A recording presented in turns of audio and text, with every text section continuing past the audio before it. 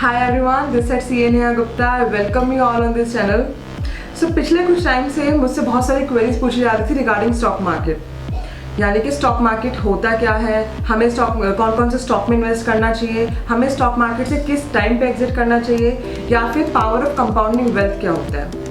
तो अगर मैं सिर्फ पावर ऑफ कंपाउंडिंग वेल्थ की बात करूँ तो अपने आप में एक बहुत बड़ा मैजिक है कंपाउंडिंग वेल्थ। रूल ऑफ 72 हो सकता है आप में से बहुत लोगों ने सुना होगा कि रूल ऑफ 72 क्या होता है। अगर मैं छोटा सा एग्जांपल लूँ तो रूल ऑफ 72 होता है, उसके थ्रू आप चेक कर सकते हो कि आपकी वेल्थ कितने टाइम में डबल होगी जिसमें आप पैसा इन्वेस्ट कर रहे हैं। इसके लिए आज हम डिटेल में बात करेंगे, रूल ऑफ 72 भी हम डिस्कस करेंगे, हम ये भी डिस्कस करेंगे कि कितनी जल्दी आपके पैसे मल्टीप्लाई हो सकते हैं। तो इसके लिए आज हमारे बीच में मौजूद है सीए निपुन गोयल, जिनको 10 साल का एक्सपीरियंस है portfolio management and wealth management में, जो एक फर्म भी रन कर रहे हैं S&P वेल्थ मैनेजमेंट सर्विसेज के नाम से लुधियाना में। तो चलिए मिलते हैं सीए निपुन गोयल से। Hi Nipun, how are you? Very fine यार, thank you. How are you? I am good, thank you. First of all thank you so much कि आप हमारे चैनल पे आए और लोगों की क्वेरीज ली, क्योंकि एक्चुअली लोग काफ़ी परेशान हैं स्टॉक मार्केट में होने वाली चीज़ों से। हो सकता है आज आपका एक्सपीरियंस काफ़ी लोगों को बहुत हेल्प करे स्टॉक मार्केट से रिलेटेड चीज़ों में। तो चलिए स्टार्ट करते हैं अपना वीडियो।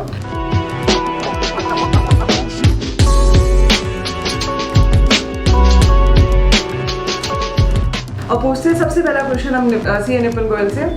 सो निपुन, हमारा सबसे पहला क्वेश्चन आज का ये है कि वेल्थ मैनेजमेंट सर्विसेज क्या होती है और क्यों एक इंडिविजुअल को अपनी वेल्थ मैनेजमेंट पे ध्यान देना चाहिए? नेहा, आज की डेट में हर एक का फोकस है अपने पैसे कमाना, लेकिन कोई ये नहीं सोचता जो पैसे कमा रखे हैं उनको बढ़ाना कैसे। वहाँ पे काम आते हैं वेल्थ मैनेजमेंट सर्विसेज।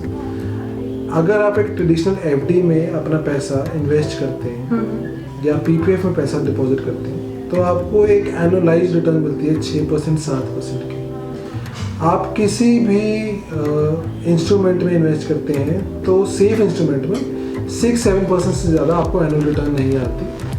आप अपने इस रिटर्न को अगर 72 से डिवाइड करेंगे तो you will get the years in which your wealth will get doubled, right. So अब 72 को आप 6 से डिवाइड करेंगे तो आपके पास 12 निकल के आ जाएगा कि 12 ईयर्स में आपके वेल्थ 1x से 2x की 100 रुपये का 200 रुपये बन जाएगा। अब यहाँ पे इंपॉर्टेंस आती है कंपाउंडिंग वेल्थ की। अगर हम स्टॉक मार्केट में इन्वेस्ट करते हैं और एक हम रीजनेबल एस्टिमेट मान के चलते हैं कि हम 15 से 18% साल की रिटर्न ले रहे हैं तो हमारा पैसा 4 से 5 साल में डबल हो जाता है। तो जो पैसा एफडी में 12 साल में डबल हो रहा है वो पैसा स्टॉक मार्केट में 12 साल में 6 to 8x हो जाता है, राइट। तो हमें इस प्रोसेस में उस कंपनीज में इन्वेस्ट करना है जहाँ पे शायद हम कुछ परसेंटेज पॉइंट्स में लूज करें, लेकिन जब हम कमाएं तो मल्टीपल टाइम्स में कमाएं।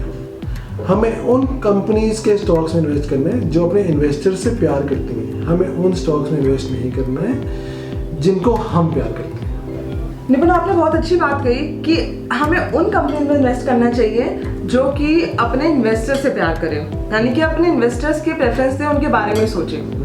तो निपुण, अब मेरा अगला क्वेश्चन यहाँ पे ये आता है कि हम चूज कैसे करेंगे उन स्टॉक्स को, या हम पता कैसे लगाएंगे कि ये कंपनीज अपने इन्वेस्टर्स के बेनिफिट के लिए सोच रही है। अगर मैं सिंपल सी लाइन में बोलूँ तो how to choose the stocks, हम स्टॉक को चूज कैसे करें? नेहा, इसके लिए बहुत ही एक सिंपल प्रोसेस है। आपको किसी भी स्टॉक को चूज करने से पहले अपने आसपास देखना है। अगर आप कोई ऐसा प्रोडक्ट यूज कर रहे हो जो पूरा इंडिया या पूरा वर्ल्ड यूज कर रहा है तो that becomes the first choice for the stock, right. For example, if you choose Hindustan Unilever as an investment purpose तो HUL के जो प्रोडक्ट्स हैं 10 में से 9 घरों में HUL का एक प्रोडक्ट ज़रूर पाया जाएगा। तो दैट ऑटोमेटिकली टेल्स यू कि HUL इज़ अ कंपनी जिसको पूरे इंडिया प्यार करता है, राइट। तो HUL हो गया। सेकेंड वे इज जिस कंपनी का बिजनेस फ्यूचरिस्टिक हो, फॉर एग्जाम्पल जोमेटो, ठीक है। अभी जोमेटो की हाल ही में भी लिस्टिंग हुई है, IPO आया था, बहुत ही बम्पर लिस्टिंग हुई है उसकी। उसने अपने इन्वेस्टर्स को अपनी वेल्थ मतलब 2x कर दी उनकी, राइट। तो जोमेटो एक फ्यूचरिस्टिक बिजनेस है। अब आज की डेट में चाहे वो मेल हो या फीमेल हो, बोथ आर वर्किंग। अब अगर कोई मेल और फीमेल सुबह से गया हुआ रात को 7-8 बजे घर आएगा, so it is but obvious कि वो टायर्ड है, ठीक है। वो खाना बनाने के लिए मतलब अंदर से ही आप थके होते हो, आपका मन नहीं करता है, तो the simple option is get your food from outside, right. उस प्रॉब्लम को सॉल्व किए जोमेटो ने। अब जोमेटो से आप किसी भी कंपनी से, किसी भी रेस्टोरेंट से आप खाना मंगवा सकते हो at the click of a mouse, at the click of a button, right. और वो खाना आपके डोर स्टेप पर डिलीवर हो जाता है। तो ऐसी ऐसी कंपनीज जिनका बिजनेस फ्यूचरिस्टिक है, फ्यूचरिस्टिक बिजनेस मॉडल है, तो they become your choice for investment, right. तो अब आप देखो, इस चीज़ के लिए हमने एक प्रोसेस फॉलो की है, that is PPP, people, price and power. People is जो कंपनी अपने क्लाइंट्स के साथ साथ अपने एम्प्लॉय से प्यार करे, that is the first choice for the company, that is the first parameter for a company to qualify as an investment, right. For example अगर हम इन्फोसिस की बात करें, अब इन्फोसिस के जो क्लाइंट्स हैं वो सारे के सारे फॉरेन बेस्ड क्लाइंट्स हैं, मोस्टली फॉरेन बेस्ड क्लाइंट्स हैं। तो उनके work timings sometimes they get extended to 12 AM, 1 AM, 2 AM, रात के इतना लेट हो जाता है। तो the person who is working in the office is worried about his family back home, right. तो इस प्रॉब्लम को दूर करने के लिए इन्फोसिस ने अपने कैंपस में उन लोगों के अकोमोडेशन के लिए फ्लैट्स वगैरह तैयार करे कि वो लोग वहीं पे रहें, रिक्रिएशनल फैसिलिटीज़ क्रिएट करें वहाँ पे, उनके लिए रेस्टोरेंट्स बनाए, उनके लिए जिम्स बनाए, ताकि उस एम्प्लॉय को कभी बाहर ना जाना पड़े, उसको कोई चिंता ना हो कि मेरा ये छूट गया, मेरा ये छूट गया, मेरी फैमिली वहाँ पे अकेली है, कि सिक्योरिटी इशूज़ ना फील हो। तो that is one of the criteria कि ये स्टॉक मेरी लिस्ट में आ गया। Second is price. अब आपने प्राइस चूज़ करनी है कि मैं किस प्राइस पे स्टॉक को खरीदूँ। Either you can do it fundamentally और टेक्निकली, और a new term is being coined today, techno funda, right? Techno funda is a combination of fundamentals plus technicals. Supposing you have chosen a stock that is very good on the fundamental side, but technically it is not moving, right? इसका example, सबसे classic example है ITC। Fundamentally बहुत ही बढ़िया company है, लेकिन technically it is मतलब a crap company, it is not moving at all. वो dividend दे रही है लेकिन उसमें वेल्थ मल्टीप्लाई नहीं हो रही है, but you are gaining at 7-8% dividend, right. तो उस केस में आपको टेक्निकल्स यूज़ करके कोई भी इंडिकेटर्स यूज़ करो, बहुत तरह के इंडिकेटर्स हैं आजकल, तो कोई भी इंडिकेटर चूज़ करके कोई भी स्टॉक चूज़ करो, और जब आपके पैरामीटर्स में फॉल करें तो that becomes a buy. Third, the most important, the power of a stock. जो मैंने आपको पहले भी बताया कि अगर किसी कंपनी की आउटरीच एवरी हाउस होल्ड में है, तो that is the power of a stock. उस कंपनी के प्रोडक्ट की डिमांड हर घर में होना इज़ द बेस्ट केस कि वो कंपनी हमेशा प्रॉफिटेबल रहेगी, क्योंकि उसका प्रोडक्ट इतना बिकता है मार्केट में कि उसकी डिमांड इज एवर लास्टिंग। सो निकुल, आपने यहाँ पे बोला कि हमें ऐसा प्रोडक्ट चूज़ करना चाहिए जो कि हर जगह अवेलेबल हो, हमें देखना चाहिए कि वो हर घर में हो, तो यानी कि चांसेस है कि उसका स्टॉक ग्रो करेगा। बट अगर मैं एप्पल प्रोडक्ट्स की बात करूँ तो वो हर घर में अवेलेबल नहीं है, तो यानी कि इट मीन्स हमें एप्पल स्टॉक में नहीं इन्वेस्ट करना चाहिए।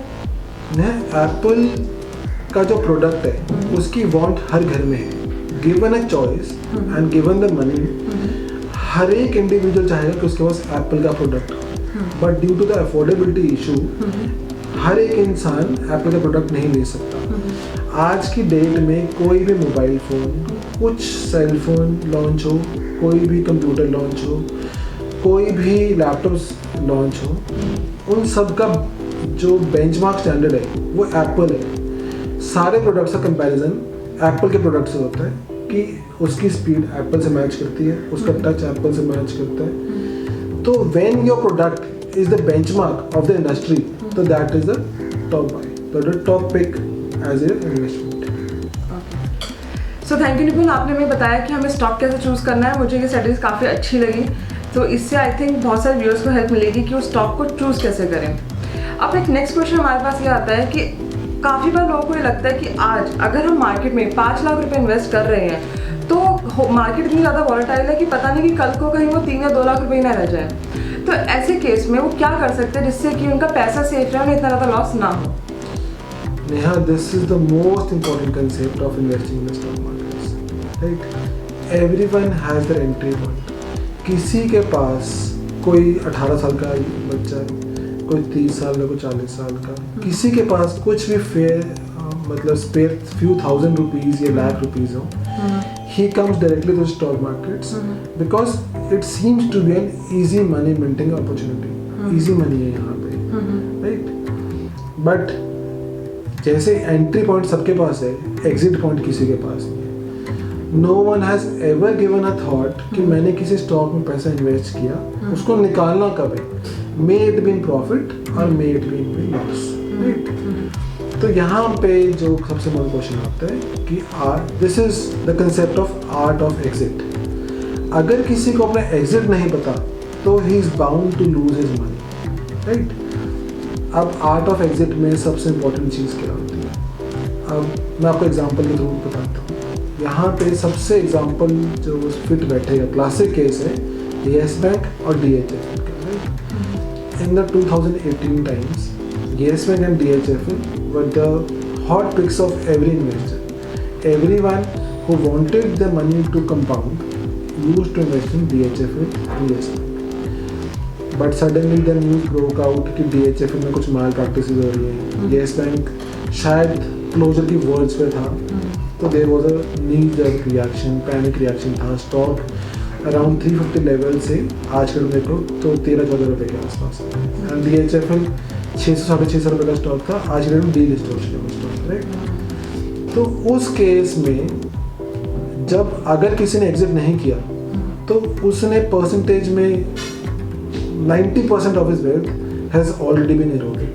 और आज भी लोग अपने पोर्टफोलियो में स्टॉक को होल्ड कर रहे हैं इन द होप कि ये फिर से कभी चलेगा, राइट?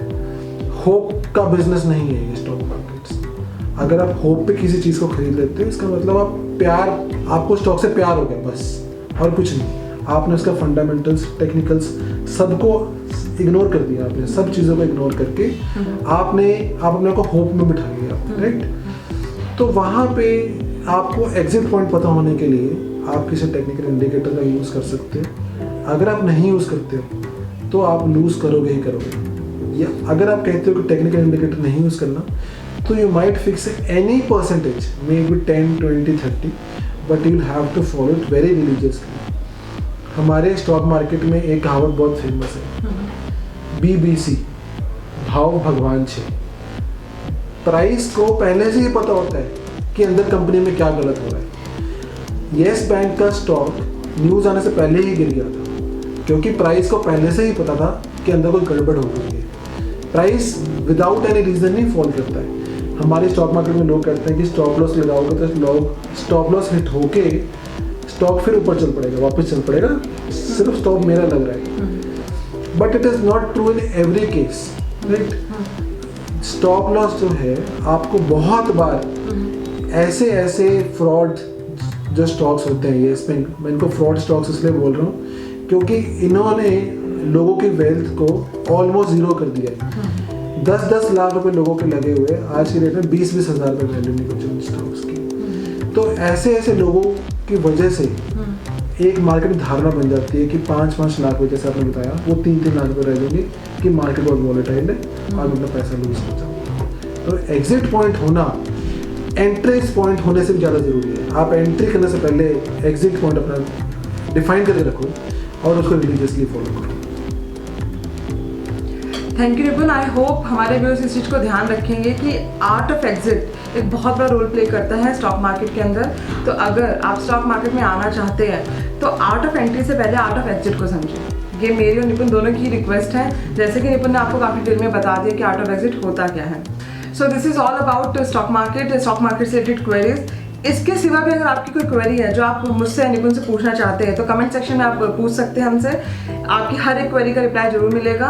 एंड अगर आप S&P वेल्थ मैनेजमेंट से कांटेक्ट करना चाहते हैं तो नीचे आपको डिस्क्रिप्शन में उनका लिंक भी मिल जाएगा फेसबुक का, जहाँ पे आप डायरेक्टली उनसे कांटेक्ट भी कर सकते हैं.